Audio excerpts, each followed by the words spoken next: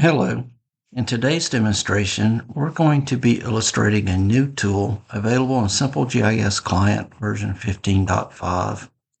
The tool we're going to be demonstrating is called the Cut Fill tool, which allows you to do a cut fill approximation on an area based upon a desired elevation to determine approximate cut and fill volumes. To use this tool, you will need to have an elevation data set available. For the purposes of this demonstration today, I've already downloaded some elevation data sets from the USGS service. These particular data sets are 1 meter resolution elevation data sets in GeoTIFF format. And if you don't have these data sets, you can use the USGS data wizard built into Simple GIS Client to query and download these data sets. You can find that wizard here underneath the Data Download Wizards drop-down menu.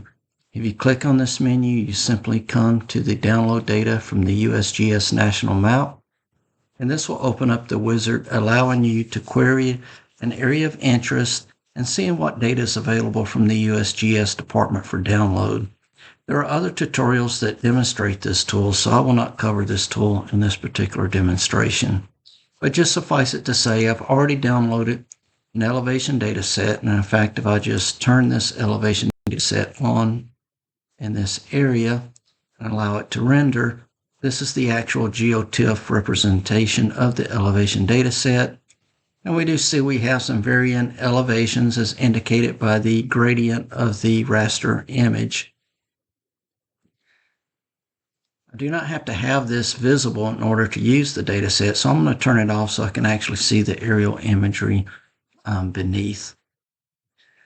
So to begin, if you had an area of interest, let's say in a particular plot of land you may be interested in developing, you would zoom into that area, and one of the things you can do is just quickly do an elevation profile across the property just to give it an idea of the elevation values and the slopes of the elevation changes in the property.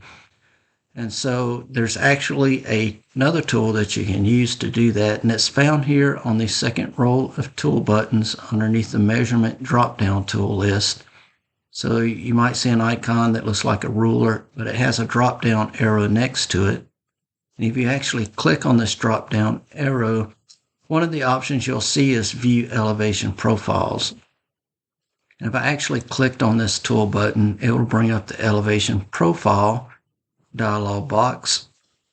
And I'm just going to move this dialog box here in the upper left corner of my screen. And what this allows me to do is to draw a line across an area and get an idea of the elevation and how the elevation changes along the length of that line. So again, to begin, I just need to specify what units my raster elevation data is in. And by default, it selects meters. Most of the USGS data, if you're using their elevation data products, most of them are actually in meters, the elevation data. And then you just need to specify the output of the units. So what units do you want to see the elevation values output into the elevation profile graph? So I'm going to leave it selected to feet. You would need to select the elevation raster that you're going to be covering as you draw a line. So here it will load all potential elevation rasters that you currently have loaded in your map. And you only need to select the raster that covers the area of your interest. But if you had multiple rasters that covers an area, you could select multiple rasters. In this case, I'm just going to select this last elevation raster image here, which is the one that we're interested in today. But again, if you needed to select additional ones, you just simply click the checkbox next to the layer name. And so this is the list of layers that's loaded in your map. So I'm selecting the one of interest. And now I just need to click on this tool button that says Draw Profile Line. And what that's going to enable me to do is I click it, I can just click on the map and then move my mouse to actually draw a line across the area of interest and then double click to end the line. And once I finish that, you'll see that it plots the elevation profile graph here. And as I move along this graph, you can see the location highlighted on the line as I move my mouse across the graph to see exactly where that area is at. So I can see I have a pretty significant drop here in a valley. Of course, I've got a couple of rises, so I do have quite a variance in the elevation in this particular piece of property. It looks like from almost 900 feet is the highest elevation point on the west side of the property, down to a low of about 760 feet on the east side of the property. I could draw an additional line if I wanted to by clicking on Draw Profile Line again, and then clicking on the map to draw the line if I wanted to see the elevation profile in a different direction. In this case, I'm running from north to south along the property. And again, I can see I do have some significant elevation differences. So that just gives me an idea of the elevation values that I'm looking at across the property. I can now use this information as part of the cut fill tool. To begin with, I'm going to draw a polygon, just a simple graphic on the map, illustrating my area of interest.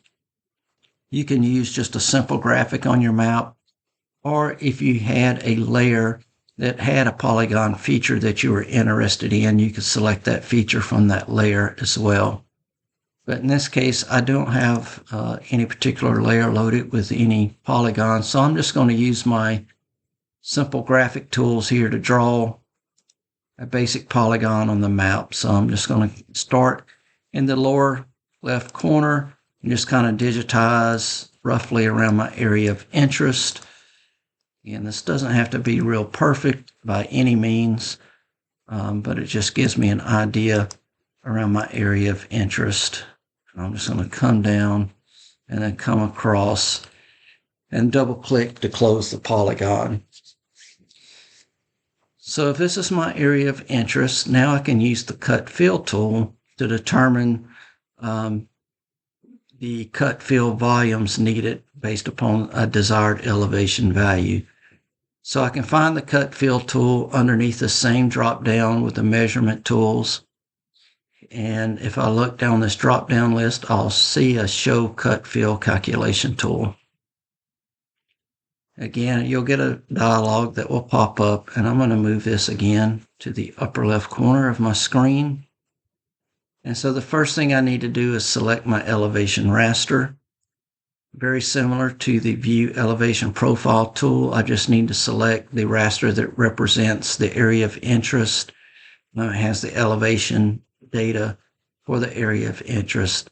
And so in this case, it's my last layer that's listed in this list. So I'll just check the checkbox next to that layer name. Next, I just need to select the feature, the polygon feature that I want to perform the calculation on. So I simply click the select feature, and I can either just click in the polygon or click and drag to draw a rectangle to intersect the polygon to select it. The polygon was selected, but I need to do it just so that the tool knows that that is the polygon that I'm interested in performing the calculation on. And the selected feature, if it's a simple graphic, you can tell it's selected by these handles that appear around the polygon. Next, I need to, again, much like the elevation profile tool, specify the units that the elevation data is in the raster data set. So again, I'm going to leave that selected to meters. And then finally, I need to also select the value that I want for the output from the calculation. I can have it output in cubic meters or in cubic yards. One note of caution as you change this, if I had already entered a value here, I'll just put something simple, so 100, and it's set to meters, so you can tell by the abbreviation at the end of this, so that's what it's expecting. If you do change your output units, it will automatically convert this value to the equivalent unit. So in this case, to get yards, it's going to convert it into feet. And so in this case, it changes your target elevation from meters to feet, so it changes that value. So just make note of that. But I'm going to come, and at this point, I would input my target elevation. So this is the elevation I'm going to try and achieve. And maybe I want to try and achieve an elevation to minimize the amount of cut and fill volume, to try and minimize the amount of spoils that would have to be brought off-site, or conversely, the amount of fill that may have to be brought on-site.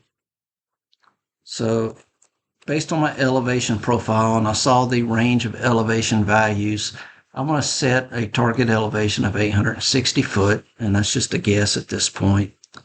And now I just simply click the calculate button.